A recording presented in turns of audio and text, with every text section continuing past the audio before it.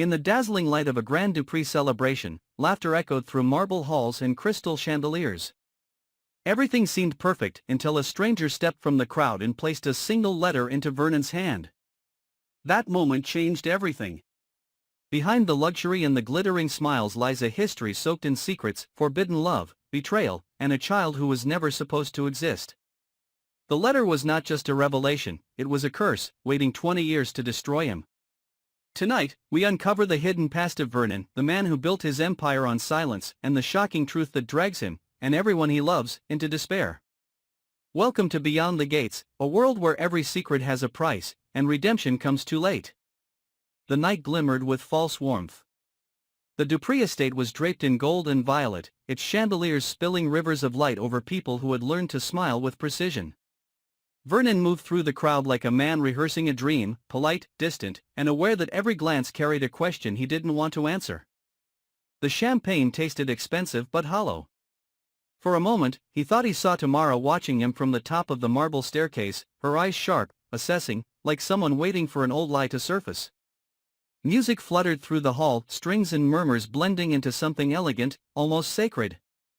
It was the kind of night that promised safety. But safety had never been a word meant for Vernon. It happened just past 9, as laughter erupted near the fountain. A young man approached, no one recognized him. His presence was wrong, too tense, too quiet. He held a single folded letter, its edges worn, as though it had survived a storm. When Vernon turned, their eyes met, and in that instant the world shifted. The music continued, but the sound retreated, smothered by the dull roar of blood in his ears. The boy's voice trembled, not from fear, but from something heavier. He handed Vernon the letter, whispering words that sliced through the glittering air. "Someone said you're my father." And then he was gone. The party went on. Glasses clinked. Someone laughed too loudly. Tamara glanced toward Vernon, sensing a ripple in the evening's calm. He stood motionless beneath the light, the letter in his hand like a wound refusing to close. For a moment, he couldn't breathe. He slipped away to the balcony, the city lights below burning like distant accusations. The handwriting was delicate, almost childlike. A woman's name appeared at the top, one he hadn't spoken in 2 decades. The name alone carried the taste of old guilt. It belonged to a woman who had vanished after a scandal buried deep within the Dupree family, a scandal that Tamara had helped erase, believing it would protect their name. Vernon remembered nights filled with promises whispered into shadows, a child that was never supposed to exist, and a silence that had been bought with desperation. Now, silence had returned to collect its debt. He crushed the letter in his fist, but the damage was done. Memory became a storm. Faces blurred together, the woman's tears, Tamara's cold smile, the sound of a door slamming the night his world began to rot. He returned to the hall, but the light seemed harsher. Every face he passed looked like an accusation. Daphne was laughing near the piano, unaware that the man she once trusted had just seen his future unravel. Carla danced with a stranger, her laughter ringing like glass breaking. Clifton stood near the bar, watching Vernon with a quiet understanding that came from years of shared secrets. Vernon's hand trembled as he placed the letter inside his jacket. He needed time. But time was a currency he no longer owned. In the following days, rumors spread like wildfire. A nameless boy seen at the party. A letter. A confrontation outside the Dupree estate. No one knew the truth, but everyone wanted to. Vernon tried to bury the story, yet the boy's face haunted him. Each night, he replayed the moment, the trembling hand, the impossible words, the way the world folded inward. He began searching. Quietly. Desperately. And in that search, he uncovered traces of something darker, documents altered, payments erased, an old death certificate that didn't match the records. The woman's name appeared again, this time linked to a clinic on the outskirts of D.C., closed decades ago. It was as if the city itself conspired to keep its ghosts alive. Vernon's reflection in the mirror changed. The charm he once carried had curdled into paranoia. Tamara noticed. She asked questions, soft at first, then sharp. He gave her nothing, and in his silence she found her answer: guilt. That night, she called Clifton. The old friend became a quiet investigator, tracing the thread that Vernon tried to cut. And then the truth began to bleed through the walls. The boy wasn't lying. By the time autumn crept into Maryland, Vernon had stopped pretending. The Dupree mansion grew colder, the corridors echoing with the kind of silence that only comes when people have run out of words. The letter, once crumpled, now sat unfolded on his desk, surrounded by fragments of a life he could no longer deny: birth records, photographs, faded receipts. The woman he'd abandoned had died years ago, her last letters unanswered. The boy was her son.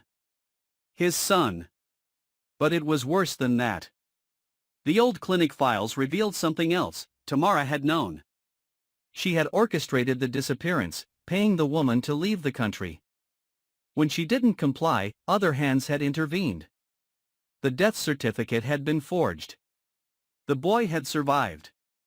Tamara had buried the truth beneath money and fear. And now it was clawing its way back. Vernon confronted her one night in the study, the rain clawing at the windows like restless ghosts. She didn't deny it. She only stared at him, her face carved from grief and pride. To her, it had been necessary, the price of preserving the family name. But to him, it was murder, whether of a woman or of his soul. The confrontation ended not with words, but with the shattering of a glass against the wall, the sound echoing through the house like a gunshot. From that moment, Vernon ceased to exist as a man. He became something hollow, consumed by guilt and by the realization that every act of silence he'd accepted had built this nightmare. The boy returned days later, demanding the truth. Vernon couldn't speak. He handed over the letter, the documents, everything that proved the bloodline they shared.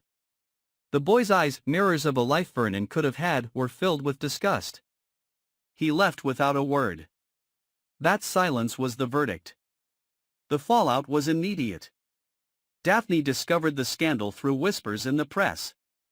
Carla, who had defended Vernon for years, turned away in disbelief. Clifton tried to mediate, but even he couldn't rebuild what had turned to ash. The Dupree name, once a symbol of legacy, now reeked of betrayal. Tamara disappeared from the public eye. Some said she fled abroad. Others claimed she took her own life.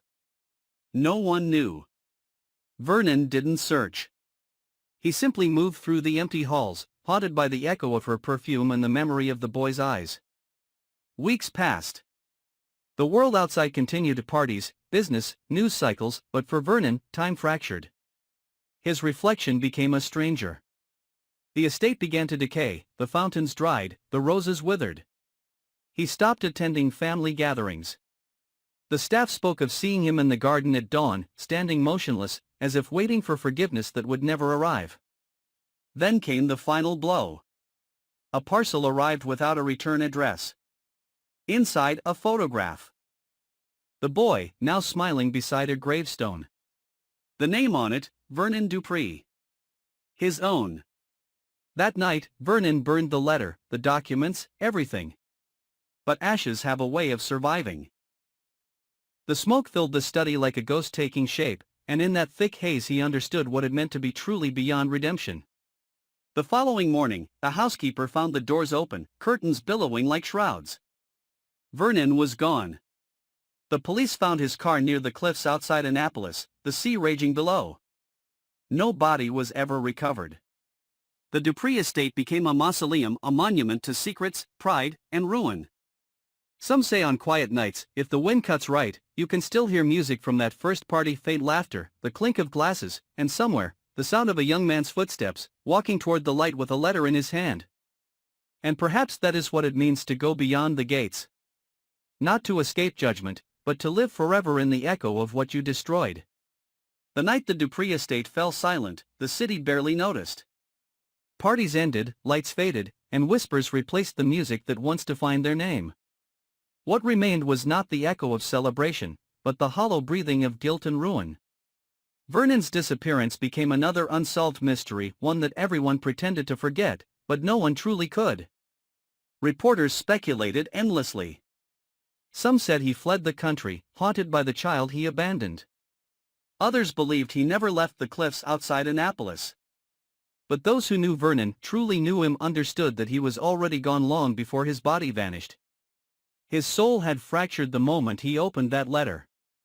The mansion was sealed, its windows boarded, its gardens consumed by weeds.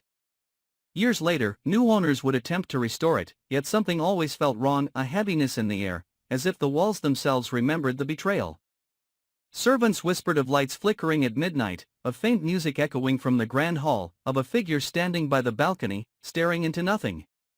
Vernon's name faded from the news, replaced by newer scandals. But for those who once orbited his world, Tamara, Daphne, Carla, and Clifton, the damage remained.